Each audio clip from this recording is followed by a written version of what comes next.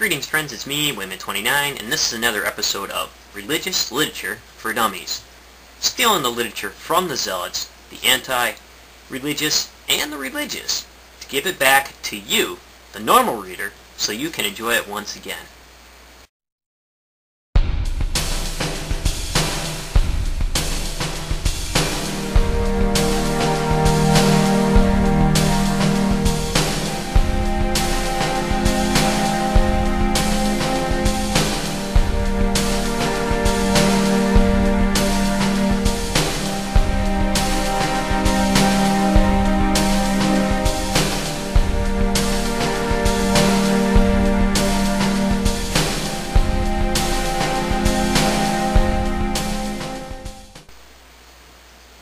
Greetings friends, this episode of Religious Literature for Dummies is on the texts of Daniel, which are very interesting because it covers, it's in the realms of storytelling, Jewish storytelling, and in the realms of Jewish apocalyptic literature, which is really interesting indeed. Some of the background literature you can look into is Anchor Bible Commentary on Daniel, put out by Lewis Hartman. It's a pretty cheap book. You can pick it up on ABE Books. Also 4Q Daniel from the Dead Sea Scrolls, 6Q Daniel from the Dead Sea Scrolls, and there's some papyrus on Daniel in those texts, so you can check that out. Also the Septuagint, and of course the Masoretic text, and compare the two. Compare all of these, because what's interesting is to get an overall view of Jewish apocalyptic literature, and also an overall view of Jewish novellas and storylines about heroes. And another really good book, which you could probably pick up, is How to Read the Jewish Bible. This is a really good book.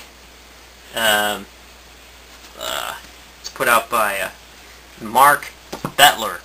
So that has been most helpful in learning about this stuff. So, before you read the first part of Daniel, you should, the accounts of Daniel, or the stories about Daniel, you should read novellas like Esther, Ruth, the text of Joseph, Tobit, Judith is a really excellent writings. And also, what a lot of biblical texts don't include are the other writings about the hero Daniel. The text of Susanna, which is great, where Daniel acts as a lawyer to Susanna.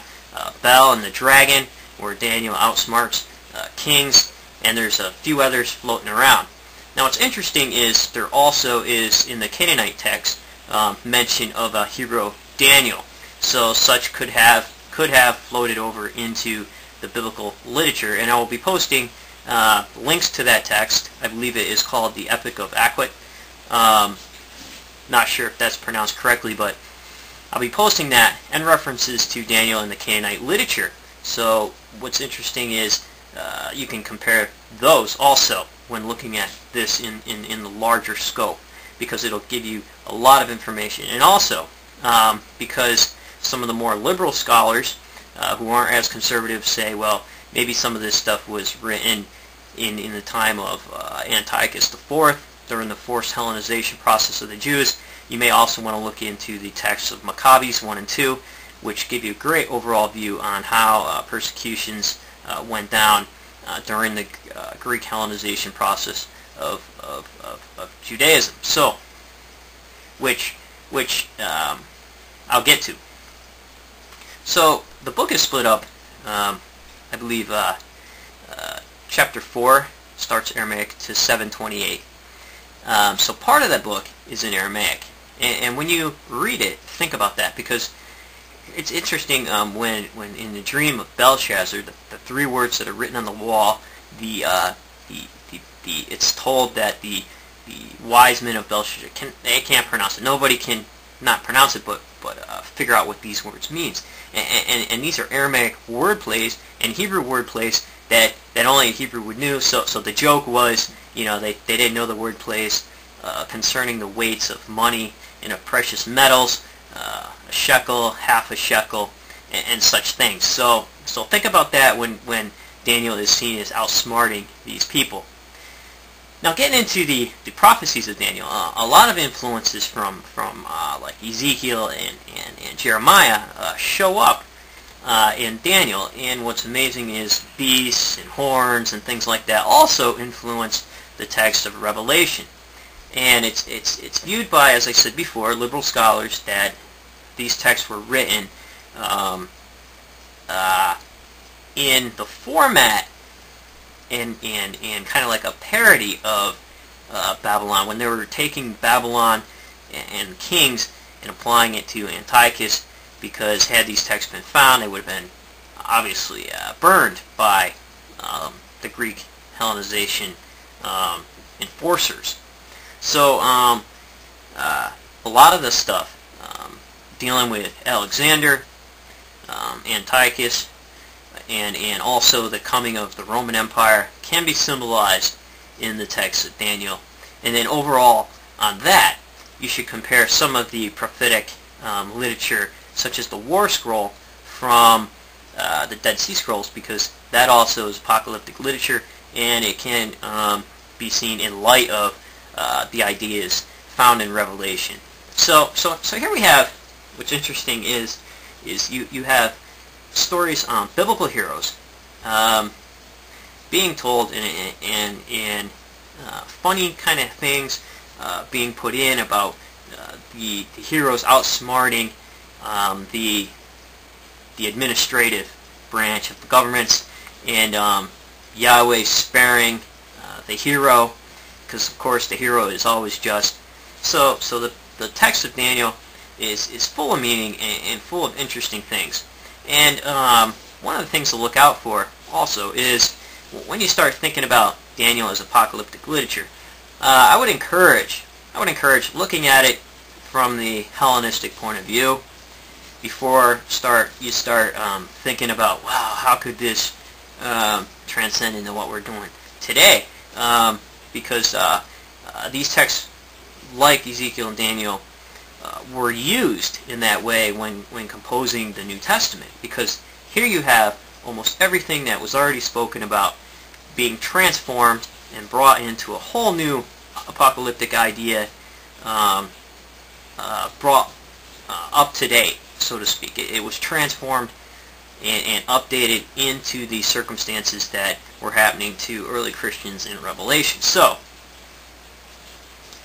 what happened was the Jews were being persecuted by the Greeks in the forced Hellenizations. Antiochus he sets up the statue of Zeus on the altar, which was terrible, and the Jews rebelled. Here in Maccabees, you have excellent accounts of people refusing to eat pork, and accounts of atrocities committed. So it'd be good to look at those texts in light of that. So where in Daniel the ideas of the Babylonian visions and apocalyptic literature were updated in the text of Daniel for that situation, so too Revelation, the texts of both Ezekiel and Daniel were updated in Revelation for those who identified with those sorts of things and what they were going through. And you can see the same process happening in the War Scroll, where they believed that they would conquer the earth in 7 years, and the sabbatical year would be some kind of year of return to the Messiah and whatnot. So check those texts out and read Daniel again. It's a great story. Read the first parts, and then check out some of the stuff that was written in Aramaic and make a division. I've done that. I have my big Thompson chain Bible here with the big red bookmark. You can see it's kind of all marked up here. So I kind of blew through all this stuff, the whole thing, and made plenty of marks on it, side notes, underlines, on all this stuff that I learned. So taking it from the historical context and first looking at it that way before putting on the theology will give you better background. Now, if you want to put on the mythology, That's how it's supposed to function. Go right ahead, load it up. Many have, and I'm sure that you can find all kinds of stuff on the text of Daniel and Revelation updated to our time, especially in the series of the Left Behind series. I would suggest buying that if you don't read that kind of stuff, but just put it on your shelf, because it's the most up-to-date apocalyptic thinking of evangelicals, even if you want to know. So take care, friends, and remember, if everybody's thinking alike, then somebody isn't thinking.